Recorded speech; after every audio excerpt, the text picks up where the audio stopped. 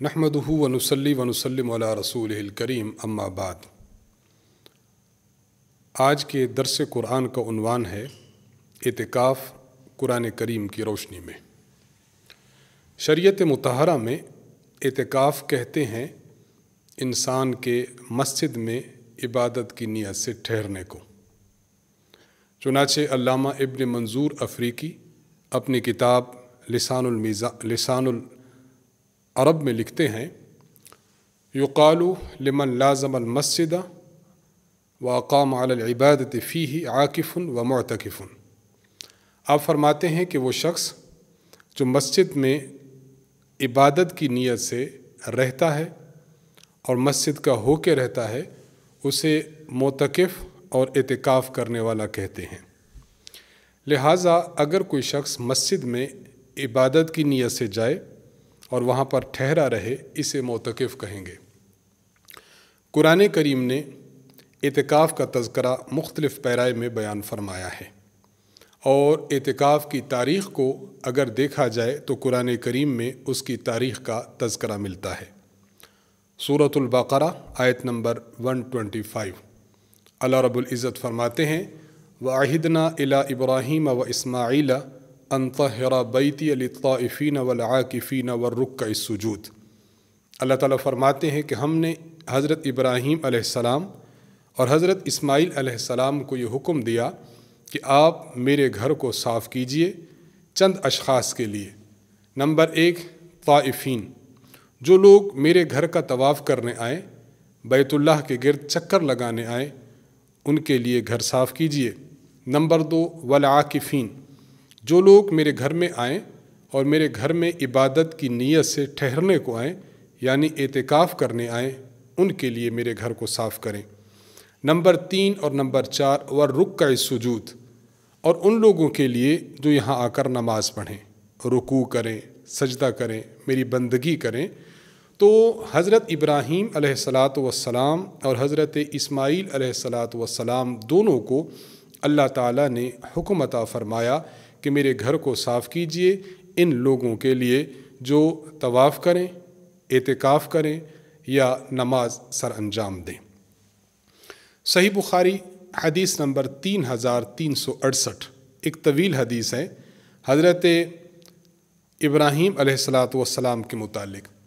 ابراہیم علیہ السلام معمول مقرر تھا، آپ اس معمول کے مطابق اپنی بیوی حضرت ہاجرہ اور اپنے بیٹے حضرت اسماعیل کو ملنے کے لیے بیت اللہ یعنی مکہ مکرمہ تشریف لاتے۔ ایک بار آپ تشریف لائے تو دیکھا کہ آپ کا ہونہار بیٹا تیر بنا رہا ہے اور ایک درخت کے نیچے بیٹھا ہے۔ آپ کو دیکھ کر وہ کھڑا ہوا اور حق کے والد ادب بجا لایا، تو آپ نے ان سے فرمایا کہ اللہ تعالیٰ نے مجھے ایک حکم دیا ہے اگر آپ میری معاملت کریں۔ حضرت ابراہیم علیہ السلام کے کہنے پر حضرت اسماعیل علیہ السلام عرض کرنے لگے، جی ابو جان میں دل و جان سے حاضر ہوں، آپ حکم فرمائیے۔ تو حضرت ابراہیم علیہ السلام نے حضرت اسماعیل علیہ السلام کو فرمایا کہ اللہ تعالیٰ نے مجھے حکم فرمایا ہے کہ یہ جو سامنے ٹیلا ہے، اشارہ کیا آپ نے ایک ٹیلا کی جانب، کہ یہاں پر میں اللہ کا گھر بناؤں۔ چنانچہ اللہ تعالیٰ نے ابراہیم علیہ السلام کو بیت اللہ کی بنیادوں کی اطلاع دے دی۔ ابراہیم علیہ السلام نے بنیادیں کھودیں تو بنیادیں نکل آئیں۔ حضرت اسماعیل علیہ السلام آپ کے معاون ہوئے، مستری کا کام ابراہیم علیہ السلام کرتے رہے اور پتھر لانے کا کام حضرت اسماعیل علیہ السلام کرتے رہے۔ گویا حضرت اسماعیل اور حضرت ابراہیم علیہ السلام ان دونوں نے کعبۃ اللہ کو تعمیر فرمایا، تو تعمیر کے اہم ترین مقاصد میں سے ایک مقصد بیت اللہ میں اعتکاف کرنا بھی ہے۔ اس سے یہ بات بخوبی ثابت ہوتی ہے کہ جس طرح طواف کرنے والوں کی خدمت کرنا اور ان کے لیے مطاف کو صاف رکھنا، اسی طرح نماز پڑھنے والوں کے لیے مسجد کو تیار کرنا، یہ بہت بڑی خدمت اور بہت عظیم جذبہ ہے۔ بالکل اسی طرح اعتکاف کرنے والے لوگوں کے لیے مسجد کو بارونق بنانا، مسجد کی پاکیزگی، مسجد کی صفائی ستھرائی کا خیال رکھنا، یہ بھی بہت بڑی عظیم عبادت ہے جو اللہ تعالیٰ نے دو انبیاء अलैहिस्सलातु वस्सलाम के ज़रिए से उम्मत को समझाई है कि जो लोग मस्जिद में बैठें एतिकाफ़ की गर्ज से, तो उनकी खिदमत करना ये मामूली बात नहीं है, बहुत अजीम शान बात है। एतिकाफ़ की अहनाफ के यहाँ 3 किस्में हैं। नंबर 1 एतिकाफ़ वाजिब, नंबर 2 एतिकाफ़ मसनून, नंबर 3 एतिकाफ़ नफल। एतिकाफ़ वाजिब ये है कि कोई शख्स ये कहता है, मसलन नज़र मानता है कि अगर मेरा फ़लाँ काम हो गया तो मैं इतने दिनों का एतिकाफ़ मस्जिद में बैठूँगा, ये एतिकाफ़ वाजिब है। या इसके अलावा कोई नज़र न मानी, वैसे कहा कि मैं अल्लाह की रज़ा के लिए इतने दिनों का एतिकाफ़ करूँगा, इतने दिनों का एतिकाफ़ मेरे ज़िम्मा है, तो इससे इस बंदे पर लाजिम हो जाता है कि इतने दिनों का एतिकाफ़ मस्जिद में करे। रमज़ानुल मुक़द्दस के आखिरी अशरे का एतिकाफ़, ये एतिकाफ़ मसनून है। 21वें रोज़े की शाम मगरिब से शुरू होकर सूरज चाँद के नज़र आने तक, शव्वाल के चाँद के नज़र आने तक ये एतिकाफ़ है, एतिकाफ़ मसनून। और एतिकाफ़ नफल ये है कि इंसान जब मस्जिद में दाखिल हो जाए, दाखिल होते हुए नियत कर ले कि मैं अल्लाह के घर में दाखिल हो रहा हूँ और एतिकाफ़ की नियत करता हूँ। वहाँ पर जो नेक आमाल सर अंजाम देगा, उन आमाल का सवाब तो मिलता रहेगा, साथ साथ इबादत की गर्ज से मस्जिद में रहने पर एतिकाफ़ का सवाब भी इस शख्स के नाम आमाल में लिखा जाता रहेगा। जो ही ये शख्स मस्जिद से बाहर आएगा, उस वक्त इसका एतिकाफ़ ख़त्म हो जाएगा। तो एतिकाफ़ की ये 3 अक़साम हैं, और एतिकाफ़ की तारीख़ ख़ुद दौरे इब्राहीम अलैहिस्सलातु वस्सलाम, हज़रत इब्राहीम और हज़रत इस्माईल अलैहिस्सलातु वस्सलाम, इन दोनों के दौर से हमें समझ में आती है। एतिकाफ़ में इंसान अल्लाह ताला की रज़ा, खुदा की खुशनुदी को हासिल करने के लिए मस्जिद में जाकर, गोया एक बंदे ने अपना पड़ाव मस्जिद में डाल दिया कि ऐ अल्लाह, अब मैं आपकी खिदमत में हाजिर हूँ, आपके दर पर पड़ा हुआ हूँ, आप ही मेरी बख्शिश फरमाइए, मग़फ़रत फरमाइए, मेरे गुनाहों को माफ़ फरमाइए। दुनिया का एक दस्तूर है, अगर कोई छोटा अपने बड़े के पास जाए और जाकर बैठ जाए कि बस मैं अब आपकी खिदमत में हाजिर हूँ, बस मेरा काम कर दीजिए, तो बड़ा अपने एक अजीम मनसब का ख्याल रखते हुए उस छोटे को खुश करता है और उसका काम कर देता है। अल्लाह तबारक व तआला पूरी की पूरी कायनात के खालिक और मालिक हैं। जब बंदा अल्लाह के घर में दाखिल होता है और इस नीयत के साथ जाता है कि बस मैं अल्लाह के दर का होके रहा, मैं अल्लाह की खिदमत में हाजिर हूँ, अल्लाह मुझ पर शफ़क़त फरमाते हुए, करम फरमाते हुए, मेहरबानी फरमाते हुए मेरे गुनाहों को बख्श दीजिए, हाजात को पूरा कीजिए, मग़फ़रत फरमा दीजिए और जहन्नम से आज़ादी का परवाना दे दीजिए, तो यकीन है और कुलियतन यकीन है कि अल्लाह रब्बुल इज़्ज़त इस गिड़गिड़ाने वाले शख्स को और अपने दरबार की तरफ आने वाले शख्स को माफ़ फरमा देंगे। तो इतिकाफ़ का मकसूद यही है कि इंसान अल्लाह ताला के दरबार में जाए, अल्लाह ताला के घर में बैठे और अपने गुनाहों की मग़फ़रत का तलबगार हो जाए और गुनाहों की माफ़ी खुदा ताला से मांगे। एक अजीम शायर गुज़रे हैं, उन्होंने एक मकसद बयान किया कि किसी के दर पर यानी अल्लाह के दर पर इंसान जाए तो फिर इंसान को किस तरह मांगना चाहिए। आप फरमाते हैं, माली सिवा क़रईल बाबिक हीलतुन फ़लइर्रुदित्तु फ़अय्य बाबिन अक़रउ। फरमाते हैं कि मैं आपके घर के अलावा, आपके दरवाज़े के अलावा और कौन सा दरवाज़ा है जिसको मैं खटखटाऊँ। फ़लइर्रुदित्तु फ़अय्य बाबिन अक़रउ, अगर मैं आपके दरवाज़े से आज थुतकारा गया, मुझे आपके दरवाज़े से खाली हाथ भेजा गया, तो मुझे बताइए कि मैं और किसके दर पर जाऊँगा। यही जज्बात, यही नीयत, यही ख़यालात इंसान अल्लाह के दरबार में लेकर जाए कि या अल्लाह, मैं तो अब दुनिया के धंधों से, दुनिया के कारोबार से, शब व रोज़ की मसरूफ़ियत तमाम तर्क करके आपके दरबार में, आपके घर में और आपकी बारगाह में आ चुका हूँ। या अल्लाह, अब मेरे गुनाहों को माफ़ फरमाइए और रहमत के बरकतों के परवाने मेरे नाम पर जारी कीजिए। तो कुछ बईद नहीं इंसान गिड़गिड़ाए और अल्लाह ताला उसको न दे, ऐसी बात नहीं है।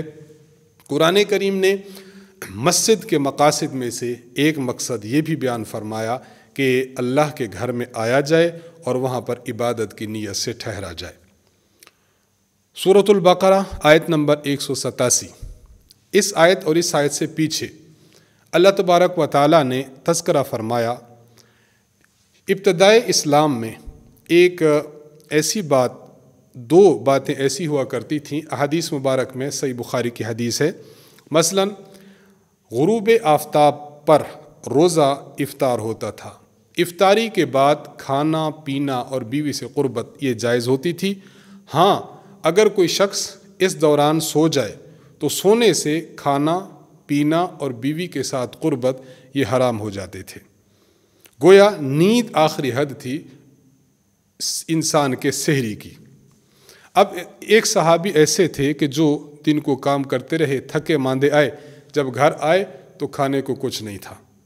حضرت قیس رضی اللہ عنہ ان کا نام ہے، اپنی بیوی سے فرمایا کہ میرے لیے جلدی سے کھانا تیار کرو۔ بیوی کھانا تیار کر کے لائی تو آپ اٹھے تو اس وقت بیوی آئی اور دیکھا کہ آپ تھکاوٹ کی وجہ سے سو چکے تھے۔ جب آپ بیدار ہوئے تو قاعدے کے مطابق سحری کا وقت ختم ہو چکا تھا، چنانچہ انہوں نے بغیر سحری کیے روزہ رکھ لیا۔ ظاہری بات ہے تھکاوٹ بھی ہے، کام بھی ہے، اور مدینہ منورہ کی گرمی بھی تھی، تو اگلے دن دوپہر کے وقت بے ہوش ہو گئے۔ اسی طرح ایک صحابی وہ رات کے وقت وہ اپنی بیوی سے قربت کر بیٹھے۔ اب ظاہری بات ہے یہ بہت بڑا مسئلہ تھا کہ ایسا ہو سکتا ہے کہ مغرب پڑھی، مغرب کے بعد انسان عشاء پڑھتا ہے، عشاء کے بعد کچھ کھائے پیے بغیر سو جائے، یا یہ ہے کہ اس کو قربت کی حاجت پڑے، تو اب وہ شخص کیا کرے؟ یہ بڑا مسئلہ تھا۔ تو اللہ تبارک و تعالیٰ نے اس آیت مبارکہ میں ان دونوں مسئلوں کا حل فرما دیا۔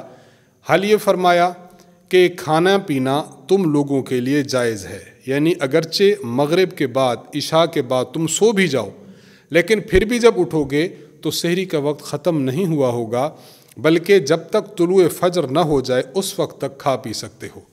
اللہ تعالیٰ کے ارشاد ہے وَكُلُوا وَاشْرَبُوا حَتَّى يَتَبَيَّنَ لَكُمُ الْخَيْطُ الْأَبْيَضُ مِنَ الْخَيْطِ الْأَسْوَدِ مِنَ الْفَجْرِ۔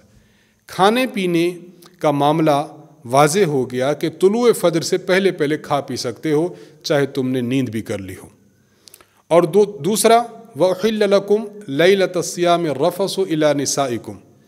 رمضان المقدس کی راتوں میں انسان سو جائے، سو کے اٹھے تو اس کا روزہ شروع نہیں ہو چکا ہوگا، بلکہ رات کو اگر قربت کرنا چاہے تو قربت کر سکتا ہے۔ تو رمضان المقدس کی رات میں کھانا پینا اور قربت یہ تینوں چیزیں حلال کر دی گئیں، لیکن اللہ تعالیٰ نے اسی آیت کے آگے آیت نمبر 187 میں ارشاد فرمایا وَلَا تُبَاشِرُوهُنَّ وَأَنْتُمْ عَاكِفُونَ فِي الْمَسَاجِدِ۔ کھانے پینے کے معاملے میں رات میں تو ڈھیل دی گئی ہے کہ کھا پی سکتے ہو، لیکن اگر انسان مسجد میں اعتکاف بیٹھا ہے، اعتکاف سے باہر آتا ہے، مثلا کسی ضرورت کے تحت یا گھر میں کھانا لینے کے لیے کسی ضرورت کے تحت آیا، تو اب اعتکاف کی حالت میں بیوی سے قربت کرنا جائز نہیں ہے۔ یہ قرآن کریم سورۃ البقرہ آیت نمبر 187 میں اللہ تعالیٰ نے مسئلہ ارشاد فرمایا۔ اس سے بھی ہمیں ضمناً یہ سمجھ آیا کہ قرآن کریم نے اس مقام پر بھی اعتکاف کی بات کی ہے۔ گویا مردوں نے اعتکاف بیٹھنا ہے تو مسجد میں بیٹھنا ہے، مسجد میں اعتکاف بیٹھتے ہوئے کھانے پینے کی تو اجازت ہے، لیکن گھر جا کر قربت کی اجازت نہیں ہے۔ تو اعتکاف کا تذکرہ سورۃ البقرہ آیت نمبر 187 میں آ چکا۔ یہاں ایک بات بطور اہمیت کے سمجھی جائے، اللہ تعالیٰ نے ارشاد فرمایا وَلَا تُبَاشِرُوهُنَّ وَأَنْتُمْ عَاكِفُونَ فِي الْمَسَاجِدِ۔ بیویوں سے قربت مت کرو اس حال میں کہ تم مسجد میں اعتکاف کر رہے ہو۔ علامہ ابو بکر الجساس الحنفی رحمہ اللہ تعالی، انہوں نے اپنی کتاب احکام القرآن میں اس آیت کی تشریح میں ارشاد فرمایا وَأَمَّا شَرْطُ اللَّبْسِ فَفِي الرِّجَالِ خَاصَّةً دُونَ النِّسَاءِ۔ اللہ تعالیٰ نے یہ جو فرمایا وَأَنْتُمْ عَاكِفُونَ فِي الْمَسَاجِدِ کہ مومنو تم مسجد میں بیٹھ کر اپنی بیویوں سے مسجد میں اعتکاف کرتے ہوئے بیویوں سے مقاربت نہ کرو اور ان کے ساتھ جو ہے وہ قربت نہ کرو۔ اس کا معنی یہ ہے کہ مردوں کے بیٹھنے کی جگہ یہ مسجد ہے، عورتوں کے بیٹھنے کی جگہ مسجد نہیں ہے۔ کیوں؟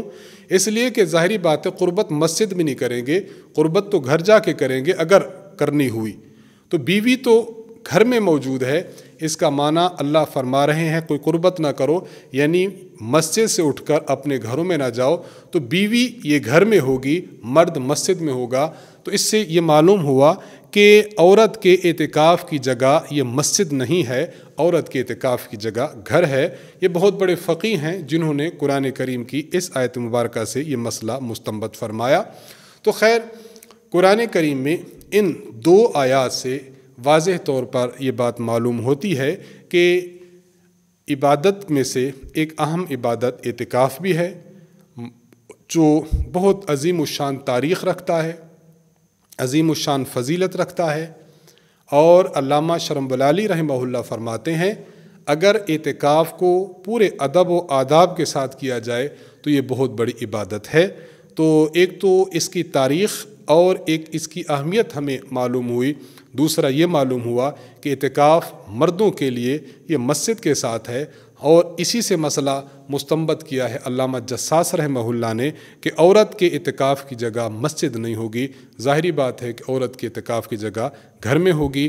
تو قرآن کریم کی روشنی میں ہمیں اعتکاف کا تذکرہ معلوم ہو گیا کہ اعتکاف بہت بڑی فضیلت ہے اور بہت اہمیت کی حامل چیز ہے۔ اللہ تبارک و تعالیٰ سے دعا ہے کہ اللہ تعالیٰ ہمیں اعتکاف کرنے کی توفیق عطا فرمائے، اس کی اہمیت کو، اس کی فضیلت کو جاننے کی توفیق عطا فرمائے، اور اللہ تبارک و تعالیٰ ہمیں یہ توفیق دے کہ ہم اعتکاف بیٹھیں تو اللہ تبارک و تعالیٰ کے دربار میں خدا تعالیٰ کے حضور مناجات کریں، اپنے گناہوں کی معافی مانگیں، اور پوری امت مسلمہ کے لیے دعا کریں کہ اللہ تعالیٰ تمام امت مسلمہ پر اپنا خصوصی فضل و کرم فرمائے۔ وآخر دعوانا ان الحمد للہ رب العالمین۔